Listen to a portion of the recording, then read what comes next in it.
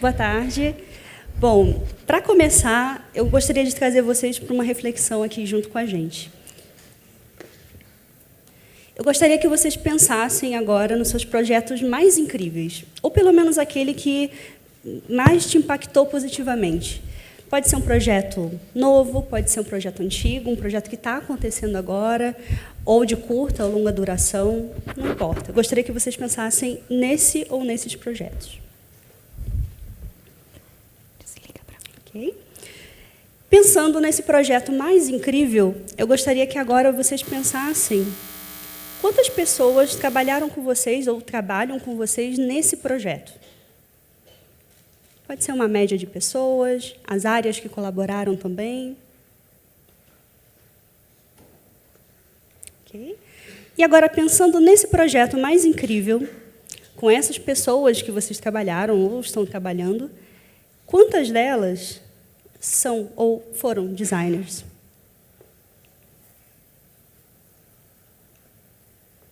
Okay? Bom, essa reflexão, na verdade, foi não para falar sobre o papel do designer em si, mas do design. Porque mesmo que algum de vocês tenham, de repente, pensado, não, mas nesse projeto muito incrível, trabalharam ali 8, 10 pessoas, provavelmente eu acho que não tinha uma pessoa dedicada inteiramente a design. Não tem problema.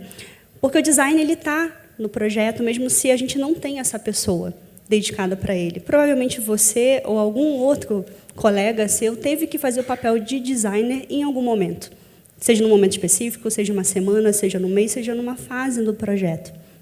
Então, na verdade, só da gente estar aqui hoje fazendo essa reflexão sobre o papel de design nos projetos que a gente tem, ou que a gente já participou, nesses projetos incríveis, na verdade, isso é maravilhoso, que a gente pode estar aqui hoje refletindo sobre isso. O que não era, na verdade, certeza há alguns anos atrás. Se a gente for pensar ali, meados da Revolução Industrial, por exemplo, a gente tinha o que chamamos de produto imutável, que era aquele produto que era feito para todo mundo, não tinha diferenças ali de necessidades ou segmentação de negócio, o foco era muito na tecnologia, e a tecnologia, cada tecnologia nova que surgia, as pessoas tinham aquilo ali como uma inovação, que, ao longo dos anos, a gente viu que não é bem assim. E a gente viu que tanto a necessidade, a experiência das pessoas no desenvolvimento do produto, tanto quanto os objetivos de negócio, métricas de negócio, são muito importantes. Então, a tecnologia, por si só, né, ela não tem valor se a gente não consegue agregar ela junto com o negócio e com as pessoas também. E por isso que nós temos os 3 pilares. Nós falamos muito de 3 pilares. E, falando do primeiro pilar, que é o de pessoas, o que eu acabei de falar agora sobre necessidade das pessoas, a jornada dessas pessoas, as dores que elas sentem durante aquela jornada. E o segundo, negócio. O segundo pilar de negócio, onde a gente está olhando para as métricas, para os objetivos de negócio, para a concorrência, o que está acontecendo em nível de oportunidade de negócio, inovação também.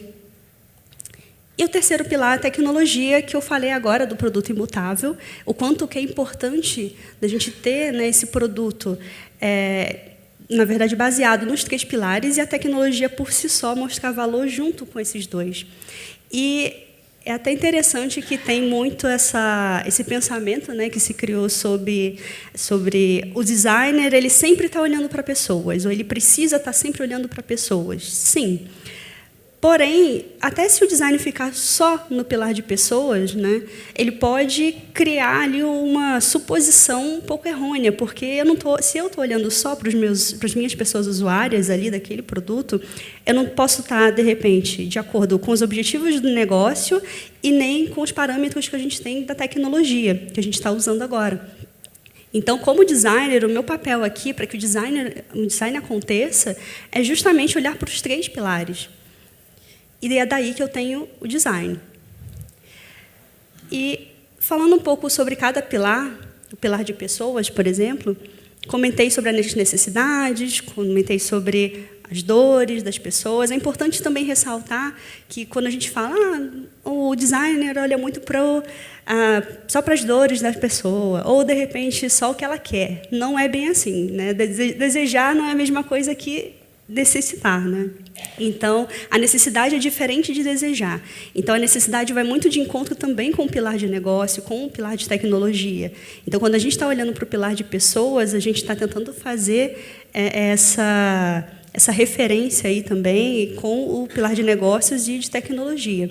Um exemplo que eu posso falar aqui de negócio, né, de um caso de negócio que surgiu a partir do pilar de pessoas, é o serviço de transporte por plataforma digital. Hoje a gente tem várias empresas que fazem isso e, na verdade, surgiu a partir do mapeamento da experiência e das dores das pessoas, por exemplo, que pegavam táxi, cada uma em uma região do mundo, e, a partir dali, viu-se que da jornada daquela pessoa, desde o momento que ela precisa chamar um transporte, ou no momento que ela está dentro do carro, até o momento que ela já saiu daquele carro, chegou ao seu destino, toda essa jornada ela foi mapeada para identificar as dores, quais são as necessidades, e, a partir daí, surgiu uma oportunidade de negócio. E, mesmo ela tendo surgido a partir do pilar de pessoas, ela estava casada ali com a tecnologia e também com o negócio. E o segundo pilar, que é o negócio, também a gente pode citar vários cases de sucesso, de empresas de sucesso, mas eu posso citar um aqui que é corriqueiro, é muito do nosso cotidiano e tem crescido muito no último ano, que é o mercado de autônomos. Os autônomos, eles viram uma oportunidade de negócio, começaram a partir desse pilar, justamente para vender ou para divulgar os seus produtos através ali de uma plataforma digital. E escolheram a plataforma digital dependendo do tipo de negócio, do tipo de público também. Ou seja, além de, partiu de um pilar de negócios, mas está pensando no pilar de tecnologia. Qual é a tecnologia que eu vou usar para vender, para divulgar o meu produto, para fazer networking, para olhar a concorrência e para acompanhar as minhas métricas? Porque eles mesmos podem criar, na verdade, criaram muitas métricas, né, e criam diariamente, a partir desse pilar, mas olhando para a tecnologia, para o meio onde eles estão divulgando e também para as pessoas. Qual é o meu público? Aonde que eu consigo, em que plataforma que eu consigo atingir esse público? E o terceiro pilar, que é a tecnologia, que, como eu falei no início, a tecnologia por si só, né, é bem complicada de mostrar valor. A gente precisa, ainda assim, do pilar de negócio e de pessoas. Uma coisa bem interessante sobre a tecnologia é que a gente sempre está olhando para o novo, né? Todo dia aparece alguma coisa nova, todo dia tem uma nova possibilidade. A tecnologia ela nos permite isso. Então, a gente tem novas possibilidades ali. Mas é importante olhar também para o que a gente já utiliza. Coisas que já foram criadas há algum tempo atrás, mas estão aí, ou que sofreram uma evolução natural. Mas é importante a gente sempre estar de olho no que já foi feito e que funcione e por que funciona. Um exemplo aqui é o reconhecimento digital, que não é uma tecnologia nova, mas também não é antiga, e ela foi evoluindo também ao longo do tempo, mas que ela, por si só, ela não consegue mostrar valor se ela não estiver alinhada com um pilar de negócio e de pessoas. Por que que eu, como usuária, eu preciso colocar minha digital? Que tipo de conteúdo eu vou acessar? Eu tenho segurança nesse reconhecimento digital, nessa plataforma? Por quê? E o que ele vai me trazer de volta? Qual é a minha experiência ali? Então, por isso que a tecnologia do reconhecimento digital, e agora o facial, que ainda está sendo testado e está evoluindo também, elas são muito interessantes, mas sem esse apoio do negócio e de pessoas, a gente não consegue mostrar esse valor. E por isso é tão importante que esses três valores estejam alinhados e a gente, como designer, esteja sempre olhando. E quando eu falo designer, isso é uma coisa que o Rodrigo já vai falar, eu não falo só quem atua na área de design, eu falo também do time inteiro. Como eu falei no início, né, pode ser que no seu projeto mais incrível você tenha tido experiência. Lembrando que design não é só visual, e a gente vai falar aqui também. Então, a responsabilidade aqui do design é de todos.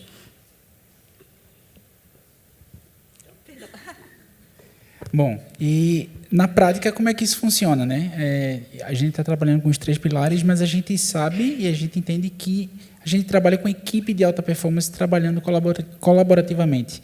Então, dentro de um time de desenvolvimento, a gente tem designers, a gente tem testers, a gente tem BAs, a gente tem pessoas desenvolvedoras, mas o fato é que todo mundo é designer. A responsabilidade do produto é mútua.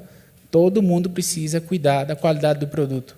Então, é inconcebível você pensar em desenvolvimento de um produto sem que todas as pessoas entendam o papel das outras. É necessário entender um pouco de cada papel, ter empatia com o outro papel e, principalmente, saber quais as limitações e o que é que pode ser feito para que o objetivo seja atingido. Feito esse exemplo aí da Fórmula 1, é interessante quando um carro desse chega no box no meio de uma corrida, existe uma equipe multidisciplinar fazendo várias coisas ao mesmo tempo para tentar fazer com que a equipe ganhe, porque o piloto está lá no carro, está pilotando o carro, mas, no final das contas, quem vai ganhar é a equipe inteira.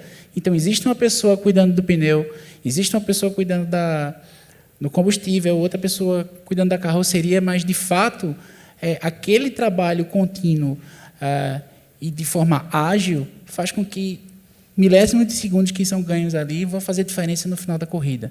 Então, o time precisa trabalhar de forma contínua e mútua para chegar em objetivos muito mais complexos.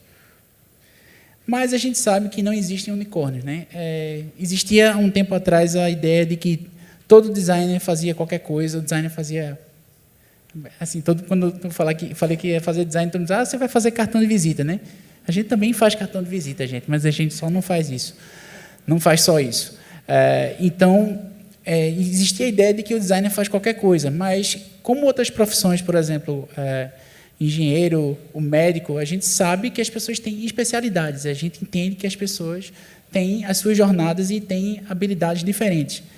Então, a gente acredita que existem 3 arquétipos de design que são interessantes para trabalhar pensando nos pilares que a gente falou anteriormente. Então, a gente tem um perfil que é um arquétipo, perdão, de estratégia de experiência, que é uma pessoa que olha muito mais para o design de serviço, pensando na jornada do usuário, do começo do produto ao fim do produto, como a Tati falou. Esse arquétipo também é mais responsável por pesquisa com pessoas, de fato, entender quais as necessidades, os desejos das usuárias. A gente tem um perfil que é de designer de produto, que é uma pessoa que vai olhar muito mais para a interação, olhando os dados que foram levantados com a pessoa de experiência e transformar esses dados em interação de fato, pensando na estratégia do produto, do roadmap, como é que essa pessoa a pessoa usuária vai interagir com esse produto e como é que esse produto vai se comportar daqui para frente. E, de fato, a gente tem uma pessoa tecnologista visual, que é uma pessoa que vai olhar muito mais para os artefatos visuais que vão ser entregues para fazer com que a experiência do produto seja mais próxima ao possível do desejo e da necessidade dos usuários. Então, a gente trabalha, de fato, com design contínuo, ou seja, a gente observa as necessidades das pessoas usuárias, as oportunidades de mercado, as oportunidades de melhoria, isso numa fase de descoberta, para depois disso a gente gerar algumas hipóteses, fazer testes e aprendizados a partir disso, com alguma priorização, para criar, de fato, um MVP, um mínimo produto viável, e, a partir disso, a gente continua desenvolvendo, através de priorização, para fazer a entrega de fato. Nesse processo todo, os arquétipos que eu falei funcionam dessa forma. O estrategista de experiência vai atuar muito mais na parte de descoberta e de definição, pensando como é que esse produto, quais os conceitos desse produto, e na definição, ajudando a criar o escopo dele. O designer de produto ele vai ser um arquétipo que vai olhar muito mais para a experiência inteira, tanto na parte de descoberta, quanto definição, quanto na parte de entrega. E o tecnologista visual vai olhar muito mais para a parte de definição, depois que os dados foram criados, e para a parte de entrega. Uma coisa importante que eu esqueci de falar é que os arquétipos eles não são caixinhas imutáveis. Eu, por exemplo, se eu fosse olhar aqui para o meu arquétipo, eu sou designer de produto, Mas o meu segundo arquétipo seria estratégias de experiência. Eu trabalhei muito tempo fazendo jogos para celular e eu notei que, hoje, quando eu olho para os jogos que eu fiz, eu digo, nossa senhora, eu nunca seria uma pessoa mais visual, como eu entendo que tem várias pessoas super boas na equipe da gente. Então, quando eu falo de design, a gente está falando de processo, está falando de negócio, está falando de tecnologia e de pessoas. Assim como é a experiência do avião. Se vocês olharem para o avião, quando você decide ir para algum lugar, você começa a procurar que companhia aérea, qual o tipo de passagem que você quer, se você vai levar bagagem, se você não vai levar, quando é que você vai chegar, se levando a bagagem, quando você chega lá, se você vai levar alguma coisa de mão, a interação de bordo, como é que você usa o serviço de bordo dentro do avião, a experiência de pegar a bagagem depois e fazer a avaliação da jornada em si do voo. Então, eu costumo dizer que, assim, quando a gente vai trabalhar, quando escolhe a roupa para trabalhar, a gente já está trabalhando. Se vocês pararem para pensar nisso. A gente acha que só está trabalhando quando chega e senta para trabalhar. Mas, muitas vezes, a gente está pensando no trabalho muito antes do trabalho. Então, a jornada é muito maior do que a gente imagina. Porque o design está em tudo que a gente faz. O design está quando a gente pega aplicativos para ir para casa, quando a gente vai comprar pão, quando a gente está assistindo um filme, quando a gente está aqui interagindo, todo mundo usando tecnologia, gerando negócios e conversando com pessoas ao mesmo tempo. Mas a gente precisa lembrar muito que o mundo é orgânico. As pessoas não são as mesmas daquela época que a Tati falou no começo. A tecnologia muda, como a gente viu hoje, muitas pessoas falando de várias tecnologias. E as pessoas mudam, as pessoas sempre vão mudar, porque o design ele é centrado no ser humano. Então, a gente quer que todo mundo comece humano e permaneça humano. Obrigado. Obrigada.